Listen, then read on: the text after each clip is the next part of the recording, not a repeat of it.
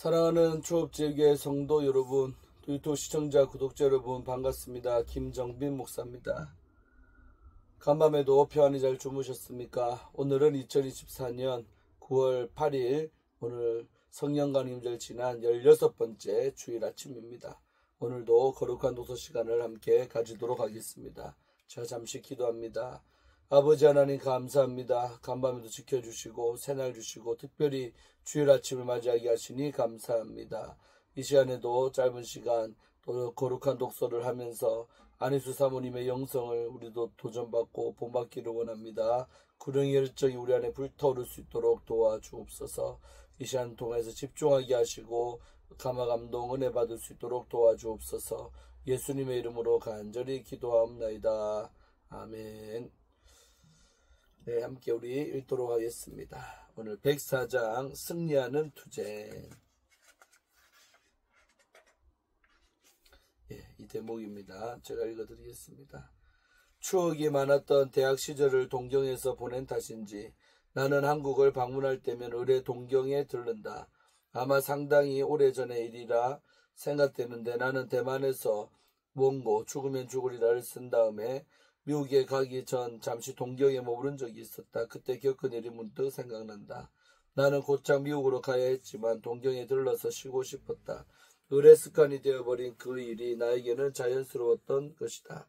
동경에서 쉬고 싶었던 이유 중 또 하나는 우리 선교부에서 일본의 호텔 같은 좋은 빌딩을 가지고 있었기 때문이었다. 그 빌딩은 선교사들에게 큰 도움을 주고 있었으며 조용하고 깨끗한 휴식처로서 그리 비싸지도 않았다. 나는 미국 국내 선교사 자격으로 그 빌딩을 사용할 수 있었다.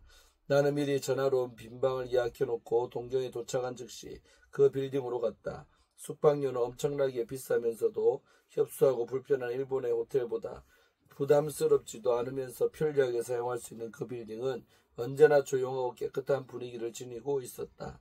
그런데 그 빌딩을 맡아서 운영하는 직원이나 청소하는 종업원들은 모두 일본 사람이었다. 당시 내 방을 맡아 청소하고 일을 하는 여자분은 전에 없었던 젊은 여자였다. 그 여자는 몸집이 아주 작은 데다가 차갑고 웃음기 없는 얼굴을 하고 있었다. 나에게는 그리 호감을 주는 편이 아니었다. 어떻게 보면 싸움을 하고 그 억울함을 억지로 참고 있는 듯한 인상이었던 것이다. 나는 진심으로 친절한 말씨로 인사했다. 곤니치와 안녕하세요. 그녀는 대답하기는 그녀는 쳐다보지도 않았다. 나는 기분이 상했지만 그녀를 이해하는 태도를 보였다. 그럴 수도 있지. 가정에 무슨 불행한 일이 있는지도 모르지. 그녀가 대답을 했든 안 했든 내게 손해난 것은 없으니까 잊어버리자. 그리고 나는 잊어버렸다. 그 이튿날 그녀가 방을 노크하고 들어왔다. 그래서 나는 좀 더 친절한 목소리로 인사했다. 곤니치와 요구기대 쿠다사떼 아리가또? 그녀는 들은 척 만척했다. 나는 순간 벙어리구나 생각하며 선교사 빌딩이니까 특별히 어려운 사람들이 일하러 올 수도 있겠다고 여겼다. 쫌보상 대시다까? 그녀는 내 말을 듣고 나를 쏘는 듯이 쳐다보다가 곧 자기의 일을 계속하였다. 나는 그녀가 벙어리이지만 들을 수는 있는가 보다 생각하고 다시 말했다. 쫌모모 기코루소가나? 그녀는 알아들었는지 매서운 표정으로 나가버렸다. 순간 기분이 이상했다. 그 고추같이 맵고 모진 얼굴이 내 머릿속에서 지워지지 않았다. 나는 여기에 쉬러 온 것이지 이렇게 속상히 온 것이 아니다 생각했다. 내 마음은 마치 전쟁하러 나온 심정이었다. 나는 하나님께 불평하기 시작했다. 주님, 저 여자는 무엇 때문에 저렇게 생활하지요? 벙어리인 것 같은데 어떻게 듣고 방을 나가버렸는지요? 그리고 청소부라고 하면 한여인데 손님에게 온 내게 인사를 해야 하지 않겠어요? 참 못된 여자예요. 제가 여기에 온 것은 쉬기 위한 것인데 말이에요. 기분이 상해서 내일이라도 떠나고 싶어요. 저의 마음을 들여다보세요. 이 연기, 불쾌의 연기가 꽉 차고 기분이 정말 나빠요, 아버지. 이렇게 불편으로 늘어놓은 뒤 다시 한번 생각했다. 그 여자는 나를 한국 사람으로 알고 그렇게 대했을까? 비록 내가 미국 시민이고 영어로 이름을 기록했을지라도 말이야. 그런데 많은 사람들은 내가 일본어로 말하면 일본인 줄 알고 대하는데 유독 저 여자만 어떻게 나를 아무렇게나 대하지? 나는 또다시 주님께 불평을 털어놓았다. 주님, 그 쓰양지 같은 일본 여자 보기 싫어요. 정말이지 보기 싫어요. 나는 그 여자를 향해 좀 더 심한 욕설을 퍼붓고 싶었다. 순간 나는 양심의 소리를 들었다. 너는 변했어. 마치 누가 내 귀에다가 직접 말하는 것 같았다. 충격적인 말이었다. 변했어? 내가? 어떻게? 내 마음은 갑자기 물먹은 솜처럼 자꾸자꾸 무거워져만 갔다. 내가 변했다고? 이 말은 길이 달렸다는 뜻일 텐데 가령 동쪽으로 가던 내가 서쪽으로 향해 간다든지 바른 길을 가다가 그릇된 길로 향해 간다는 것일 게다. 나는 지금도 주님을 여전히 사랑하고 있고 말씀대로 순종하기 위해 기도와 성경 읽는 것과 성경 암송하는 것을 쉬지도 않고 연기하지도 않고 있는데 어떻게 변했다는 것일까? 그리고 돈이라면 주님께 바치고 나 자신에게는 인사할이 많지. 정확하게 계산하고 생각해서 쓰는데 이게 웬 말인가? 말할 때도 가려서 조심스럽게 하려고 하는데 그리고 내가 변했다면 더 좋게 변했을 텐데 설마 나쁘게 변했으려고? 나는 맥이 풀린 것 같아서 그만 침대에 들어 누워버렸다. 멀뚱멀뚱 천정을 바라보기도 하고 창밖으로 빌딩을 쳐다보기도 했다. 이리 뒤척 저리 뒤척 하다가 눈을 감아버렸다. 마음속 깊이 새겨진 생각이었을까? 고요하게 떠오르는 그 무엇이 있었다. 평양 형무소, 변수 같은 감방이 점점 선명하게 보이는 것이었다. 나는 뼈만 남은 초췌한 얼굴을 하고 종이 무릎을 꿇고 있었다. 무지한 간수들이 내 앞을 지나갈 때마다 나는 그들에게 절하고 있었다. 그 모습은 그림같이 아니 사진보다 더 선명하고 확실하게 보였다. 반면 또 다른 모습이 떠올랐다. 그것은 바로 제수들에게 복음을 전해주려고 온갖 노력을 기울이는 모습이었다. 어떻게 하면 복음을 전해줄 수 있을까 연구하며 애쓰고 있었다. 마치 어려운 문제를 풀려고 진땀을 빼는 오늘날의 수험생과 같았다. 우리 요셉의 여수 읽겠습니다.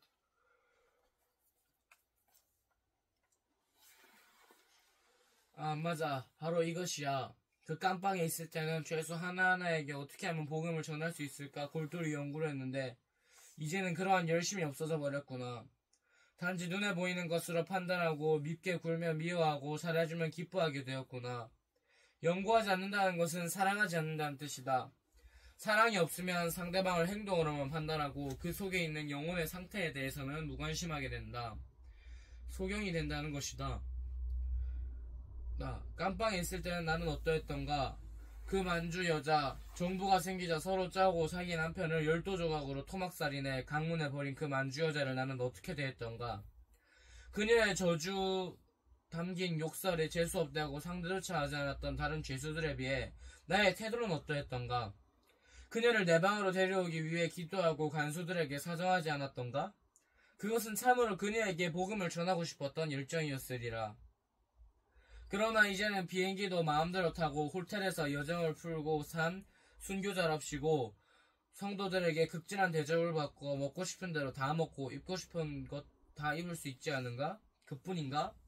하나님께서는 내가 가지고 싶은 것들을 다 주셨고 누리고 싶은 것도 다 주시지 않았는가?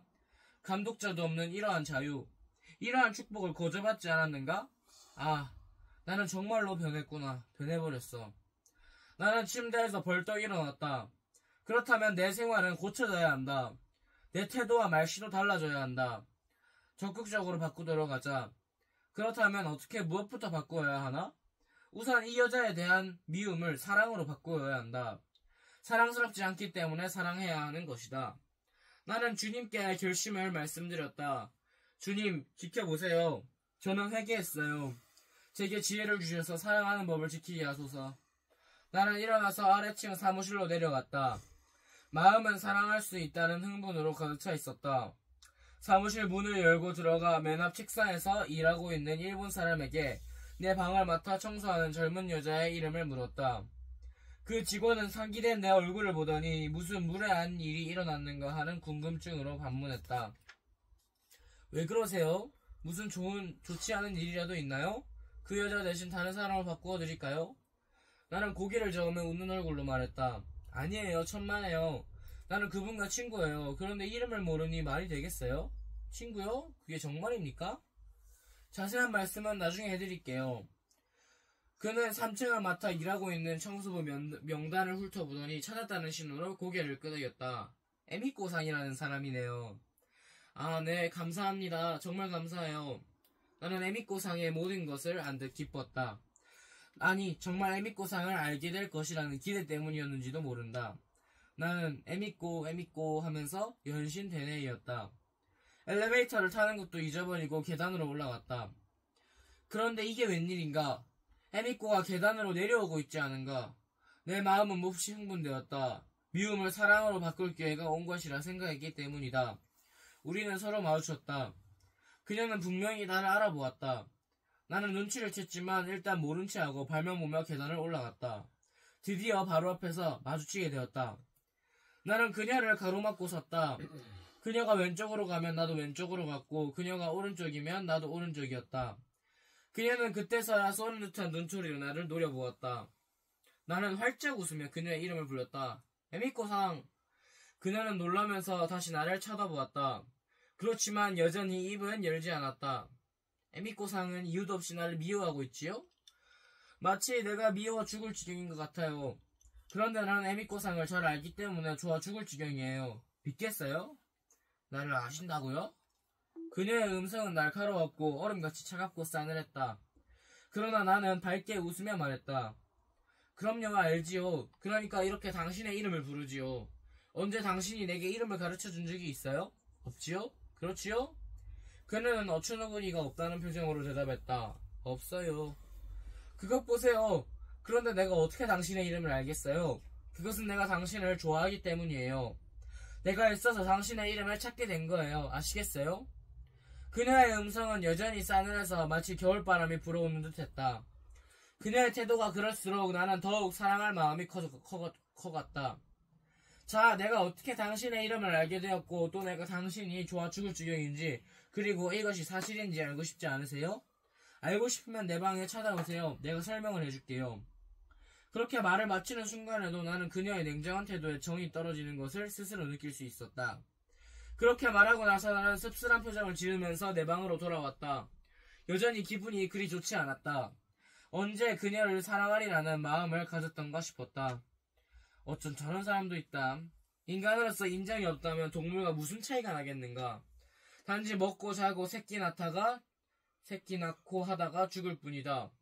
어찌 그러고도 이 세상을 사랑할 수 있단 말인가? 어떻게 이 세상에 붙어서 연명할 수 있단 말인가? 그리고 나는 왜 이런 사람을 상대로 쉬어야 할 시간을 허비하게 되는가? 그동안 책을 쓰느라 신경이 곤두서 있는 판국에 사소한 일로 다시 긴장해야 한다는데 생각이 미치자 갑자기 짜증이 났다. 즉시 미국으로 가야 했는데 그렇게 하지 못한 것이 후회되었다. 미국에서 해야 할 많은 일을 뒤로하고 동경에 온 것은 그동안 쌓였던 긴장을 풀고 새 힘을 얻어 더욱 열심히 일하겠다는 생각 때문이었다. 그런데 생각지도 않은 일이 일어나 나를 긴장 속으로 몰아넣는 일이었다.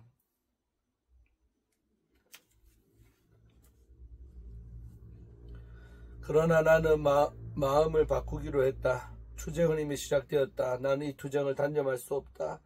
한번 선언된 투쟁은 되물을 수 없는 법이다. 나는 이 투쟁에서 이겨야 한다. 내가 이겨야 나의 것이 된다. 나를 살려두시는 주님의 기대에 어긋나지 않게 해야 한다. 그러는 동안 아침을 먹지 않은 나는 시장기가 돌았다. 나는 비싸고 맛있는 음식을 사 먹고 멋있는 옷도 한 벌 사고 구두와 핸드백도 한 세트 구입해야겠다고 생각했다. 그렇게 하려면 우선 지갑에 돈이 두둑해야 했다. 나는 있는 돈을 꺼내보았다. 그러나 내 가진 돈은 숙박비를 치를 정도밖에 되지 않았다. 내가 원했던 여러 가지 것들은 나의 사치밖에 안 되었던 것이다. 그래서 나는 열흘 정도 머물려고 했던 계획을 사흘로 줄이고 남은 돈으로 쓸 수 있는 만큼 쓰기로 했다. 그러나 나는 옷이나 구두, 핸드백 따위를 구입하는 것을 단념하고 투쟁하는 데 투자하기로 했다. 우선 근처에 유명한 우동집에 가서 가장 비싼 우동을 시켜 먹었다. 그리고 전철을 이용하여 동경을 한 바퀴 돌았다. 그 옛날 젊었을 때 즐거운 추억을 만들었던 때와는 다르게 그저 제약의 도시를 순찰한다는 기분으로 다녔다. 전철 안에서는 거의 누구나 책이나 신문을 읽고 있었다. 나는 그들을 그렇게 찬찬히 바라보면서 탄식하지 않을 수 없었다. 세상에 이런 1.1핵이라도 모를 것이 없이 다 알기 원하는 소위 일본 지식인들이여. 그대들은 세상의 일보다 더 중요하고 더 큰 문제인 죽음이나 죽음 이후의 일에 대해서는 왜 그리 캄캄한가? 제일 중요하고 제일 큰 사건은 영원히 죽지 않는 세계이다. 그러나 그 일본인들에게는 언제 찾아올지 모르는 죽음에 대해서는 생각이나 인식이 전혀 없는 것 같았다. 단지 그때그때 눈앞에 닥치는 일에만 매이고 흔들리고 연연하는 것 같았다. 그들에게는 이미 내려진 채찍이 의식되지 않았던 것이다. 그 채찍은 무서운 원자탄이었다.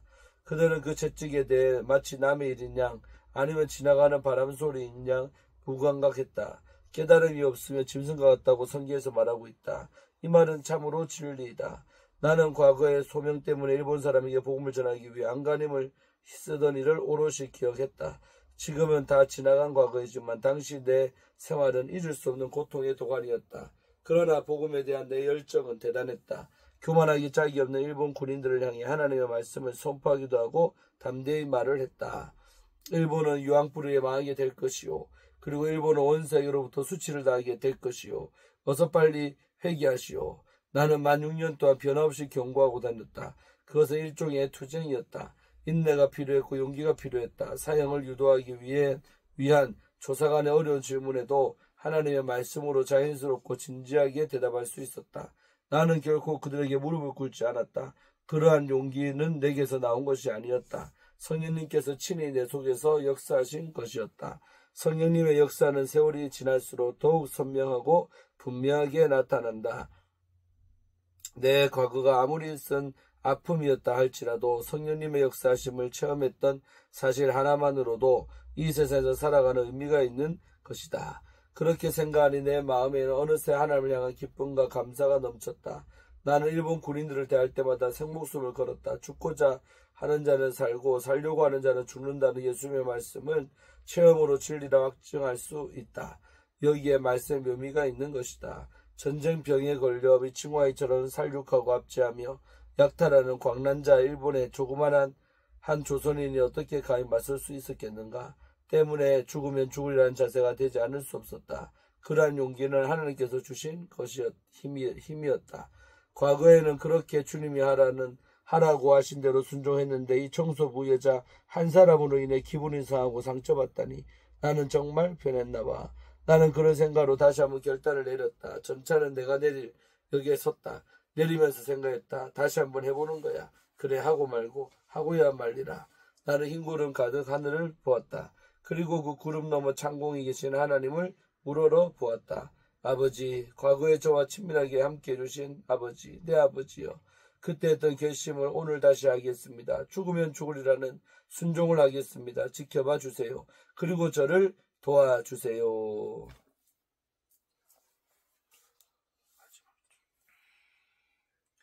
나는 숙소에 들어가기 전에 제과점에 들렸다. 거기서 제일 비싸고 보기에도 좋은 생과자를 여러 종류로 골라 한 상자 만들었다. 포장도 특별하게 했다. 카드까지 구입했다. 숙소로 들어온 나는 카드에다 사랑하는 에미꼬상에게 라고 썼다. 내 이름을 쓰지 않았다.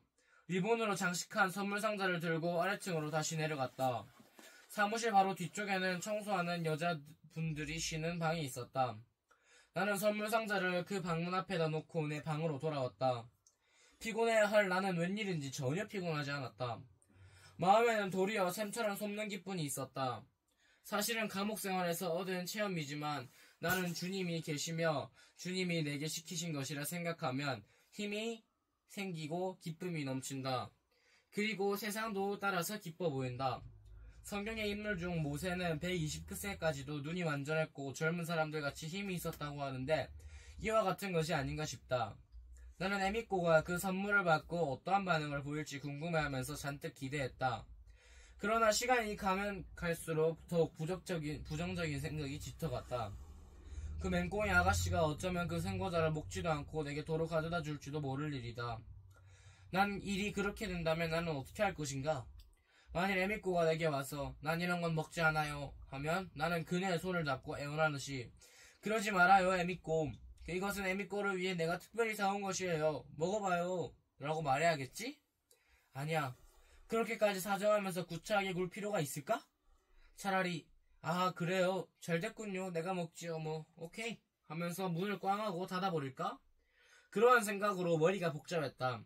그러나 또 다른 생각이 뇌리를 스치고 지나갔다. 그 과자를 사기 전에 나는 무엇이라고 하나님께 기도했던가? 하늘을 바라보며 주님께 지켜봐 달라고 그리고 도와달라고 기도하지 않았던가?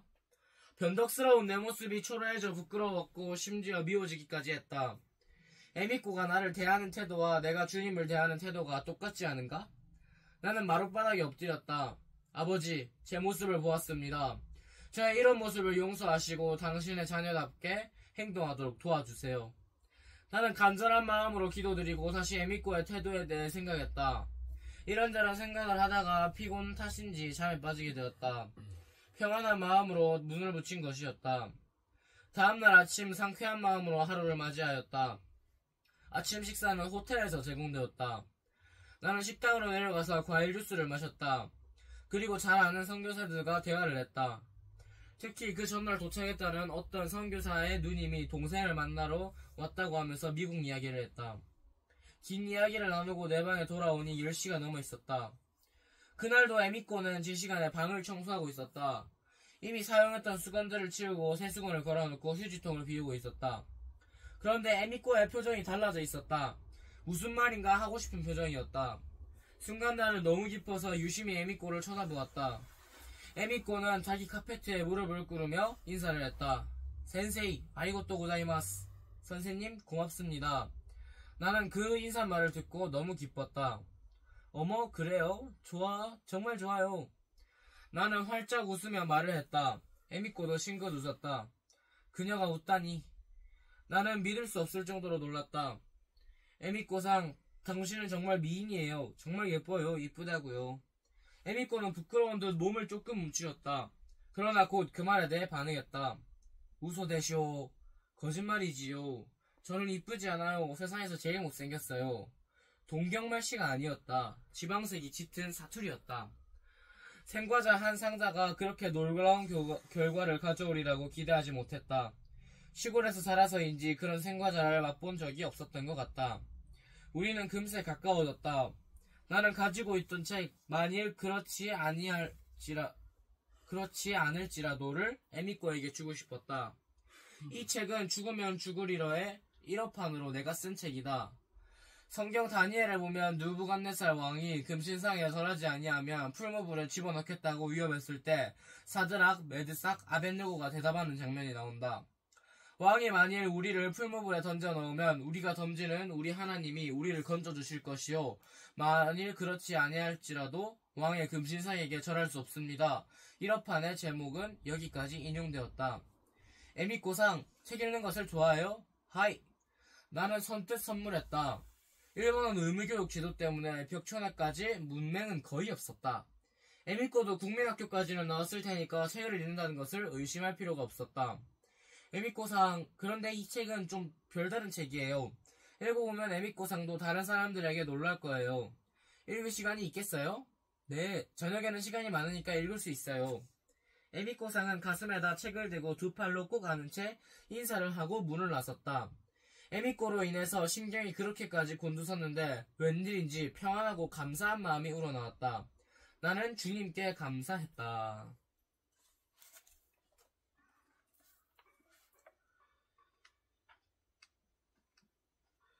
네, 오늘 우리 여기까지 읽도록 하겠습니다. 분량이 아직 많이 남아있어서 우리 잘라서 내일 또 이어서 읽도록 하겠습니다.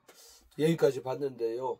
참 에미꼬상이라는 차갑고 아주 그런 사람을 이 안희수 사모님이 또 섬기는 모습이 나오고 또 그 안에서 자기가 변했다는 어떤 그런 것을 주님으로부터 느꼈다는 거죠. 음성을 들었다는 거죠.